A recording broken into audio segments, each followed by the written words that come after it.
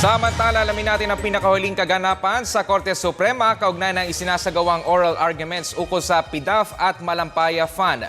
Nasa Korte Suprema ang ating kasamang si Sam Ramirez para sa detalye via phone patch. Sam?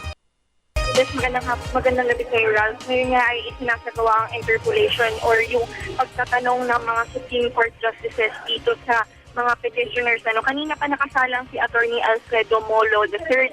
Isa siya sa mga legal counsel ng mga petitioners dito. At through the course of the interpellation, ito yung mga highlights or yung mga glaring points na na-raise ng mga Supreme Court Justices.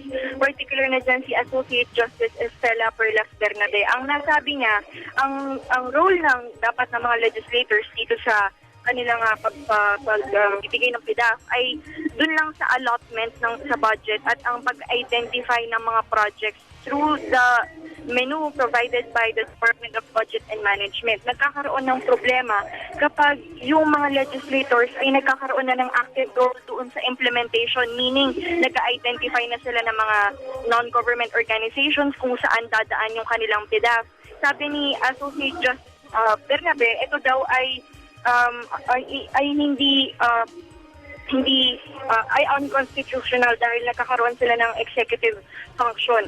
At through the course of the interpolation, hindi mapigilan ng ilang Supreme Court Justices na mapuna itong si Commission on Audit Chairperson Grace Pulido-Tan dahil nga dun sa kanyang, or kino-question ng ilang Supreme Court Justices yung kakayanan ng COA na ma-detect kaagad yung mga anomalous transactions ng pamahalaan dahil nga dun sa 2007 to 2009 na special audit report. Tinatanong ni Associate Justice Teresita Leonardo de Castro na bakit ngayon lang ito na nalalaman ng publiko, bakit lang ngayon naisisiwalat ang katotohanan.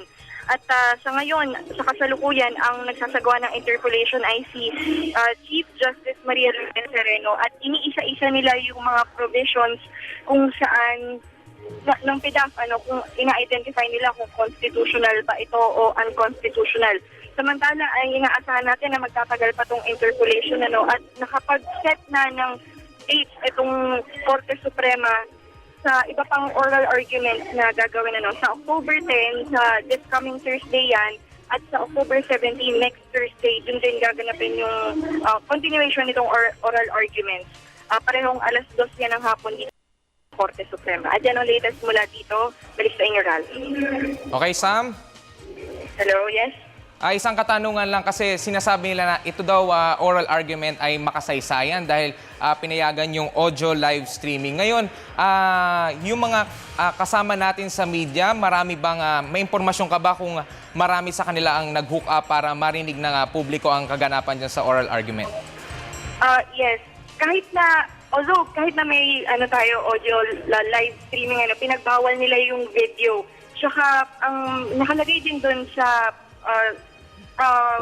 Supreme Court decision na nag-allow nitong live streaming, bawal gumamit ng live video feed. Pero yung ibang kasamahan natin dito sa media, nire-record din nila yung live stream na pinoprovide natin ng Supreme Court. Pero bawal natin kasi siyang ipalabas ng as of this moment, kung paano siya nangyayari talagang yun, ganun siya. Medyo mahigpit pa rin yung security.